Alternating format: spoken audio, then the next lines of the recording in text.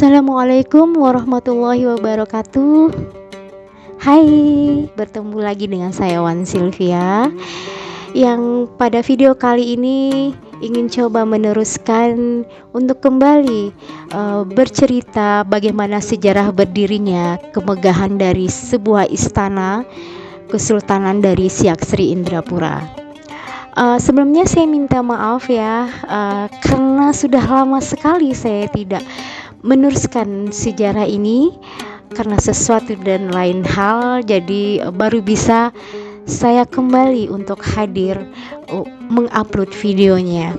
Baiklah, untuk mempersingkat waktu, kita kembali dengarkan bagaimana sejarah kisah selanjutnya.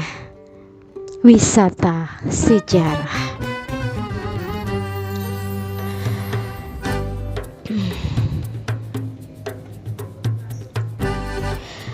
Setelah Tengku Ismail atau Sultan Abdul Jalil Jalaluddin maksud saya mengundurkan diri yang menunaikan sesuai dengan wasiat dan amanah dari ayahandanya Tengku Buang Asmara, maka tahta kerajaan pun segera diserahkan kepada mamandanya, yaitu Kakanda Tengku Alamuddin dengan gelarnya Tengku Abdul Jalil Alamuddin Shah, yang memerintah sebagai raja dari tahun 1766 hingga 1780 Masehi.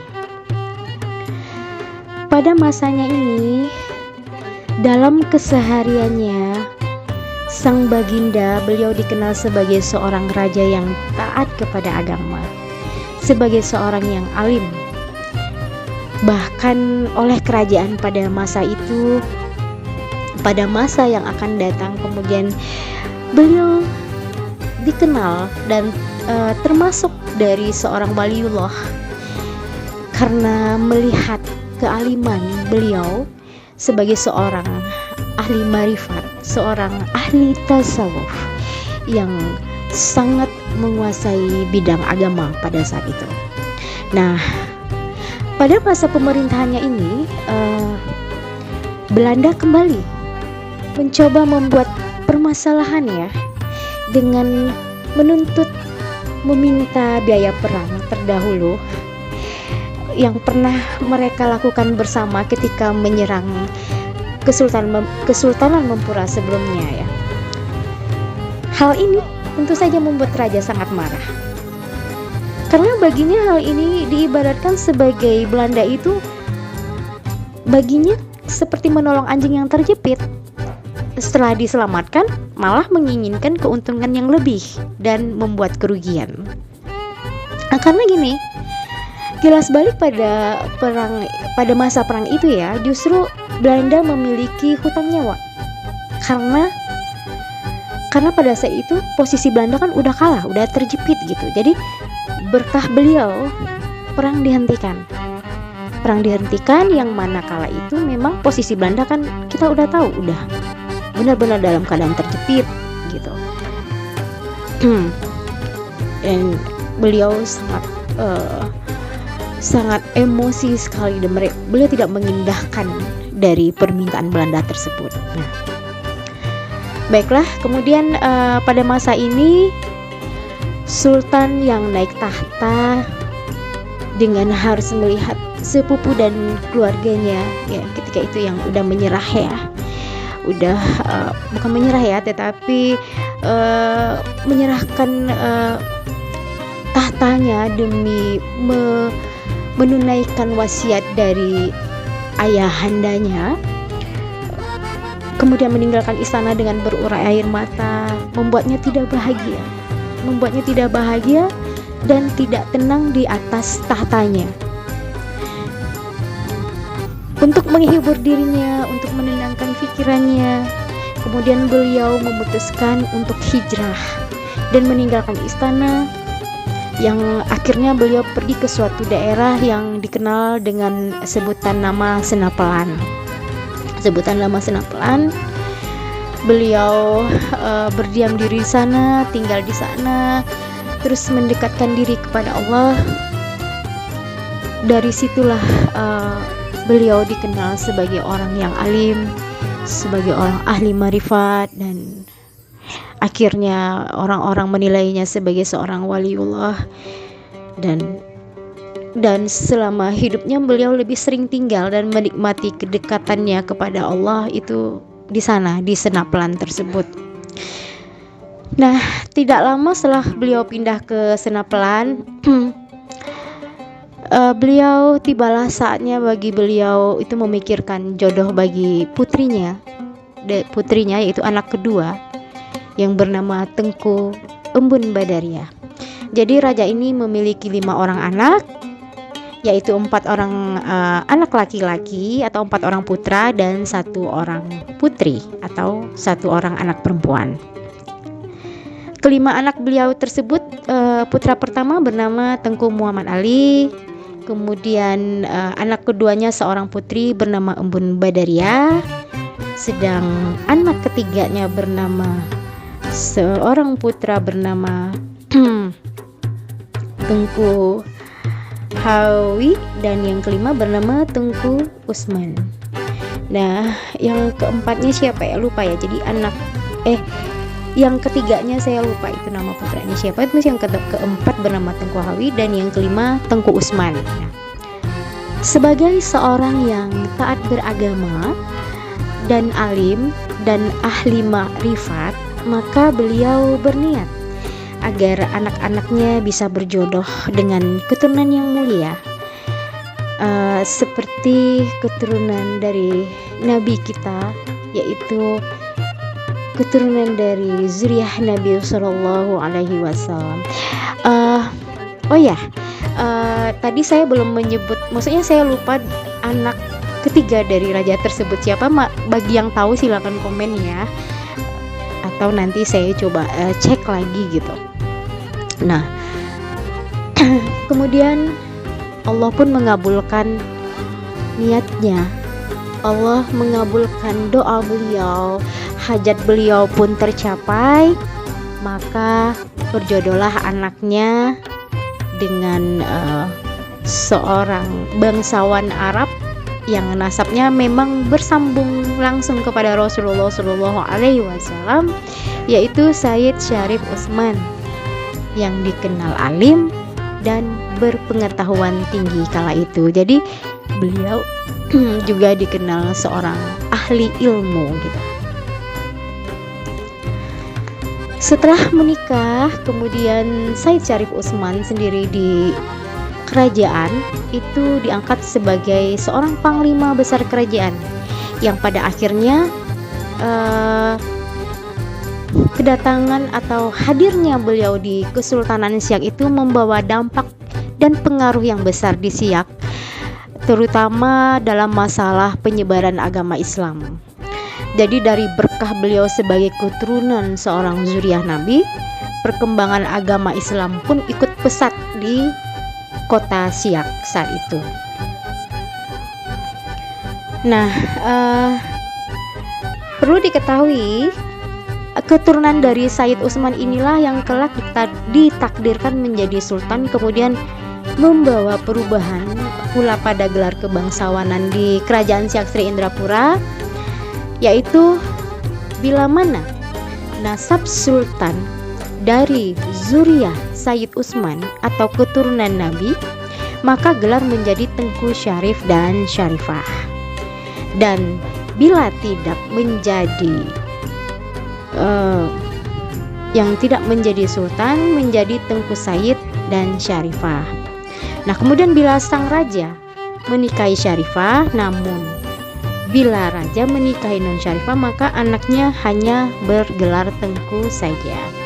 Kemudian bila laki-laki dari keturunan bangsa Arab menikahi non Arab, maka diberi gelar pada anaknya dengan gelar Wan. Keturunan Sayyid Utsman ada ditetapkan jika menjadi sultan, gelarnya kemudian dilengkapkan dengan ada gelar lagi diberi tambahan gelar lagi di depannya, yaitu As-Sayyidis Syarif sebagai gelar kehormatan. disematkan. Kemudian yang bukan menjadi sultan pada keturunannya hanya Tengku Said dipadakan kepadanya gitu. Jadi demikianlah aturan kerajaan diberlakukan semasa Alamuddin gelar diresmikan. Adat istiadat kerajaan ditradisikan, sebagian gelar sekarang masih dilanjutkan. Jadi makanya pada masa sekarang ini kita masih bisa melihat dan mendengar bahwa kekerabatan, golongan kekerabatan dari Kesultanan Siak itu sendiri itu tetap menyematkan gelar-gelar Tengku Said, Tengku dan Wan kepada keturunannya, yang keturunan mereka yang masih hidup pada masa saat ini gitu. Kembali kepada kisah Sultan Alamuddin Shah. Jadi beliau selama di Senapelan itu mendirikan istananya di sana. Kemudian di sana pula beliau membangun sebuah masjid yang sangat terkenal, yang sekarang dikenal dengan nama Masjid Raya Senapelan yang terletak di Kampung Bukit Senapelan. Itu kalau orang Pekanbaru pasti tahu ya, masjid itu nggak jauh dari pasar bawah ya, karena dulu di situ tuh tempat transaksi jual beli awalnya di situ. Sebelum jadi kota Pekanbaru, di situ memang tempat transaksi jual beli hasil pertanian dari Sumbar itu dibawa ke sana, kemudian dijual kepada orang-orang yang hidup di sekitar situ gitu. Karena daratan Riau ini kan bukan termasuk daerah pertanian ya, sedangkan mereka membutuhkan bahan pangan, sandang pangan gitu ya kan. Nah, di sanalah pusat transaksinya. Jadi sekarang jadinya tetap berfungsi sebagai pasar juga di sana gitu. Kemudian beliau pun menghabiskan masa tuanya di sana, yang pada akhirnya alhamdulillah wafat dengan husnul khatimah di sana, kemudian dengan gelar marhum yarhamhu. Beliau pun dimakamkan di dekat masjid yang telah dibangunkan itu. Jadi kalau misalkan mau berziarah ya bisa langsung datang ke masjid itu. Nah, itu banyak sekali keluarga raja juga di sana, termasuk Sayyid Utsman menantunya, yang Sayyid Utsman dari Zuriyah Rasul itu sendiri juga dimakamkan di sana ya. Nah, jadi bagi yang mau berziarah mungkin bisa langsung datang ke sana.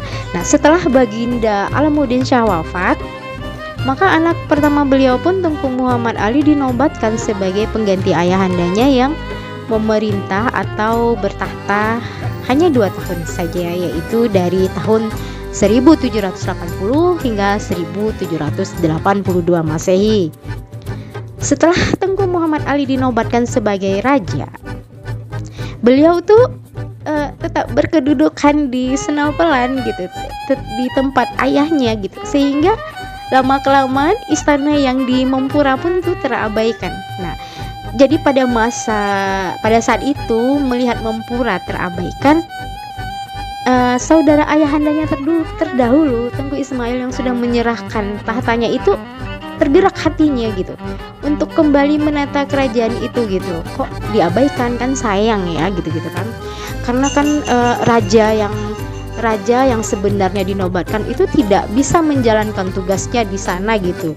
Jadi beliau pun kemudian menghimpun kekuasaan kepada orang-orang yang masih sayang kepadanya, itu masih banyak yang percaya sama beliau, masih banyak, karena beliau menyerahkan tahta itu kan hanya karena wasiat ya. Jadi tentu saja pengikut setianya tuh masih banyak. Jadi beliau masih bisa menghimpun kekuasaan untuk kembali berusaha dengan niat baiknya untuk bisa mengambil alih kembali kekuasaan atau tahta di Mempura gitu kan.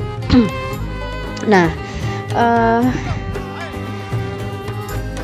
namun setelah akhirnya beliau berhasil dan beliau duduk di sana karena masih banyak yang percaya sama beliau, tapi beliau tetap mengasihi dan menghormati Tengku Muhammad Ali ketika itu, karena itu bagaimanapun itu kan memang kemenakannya sendiri gitu kan.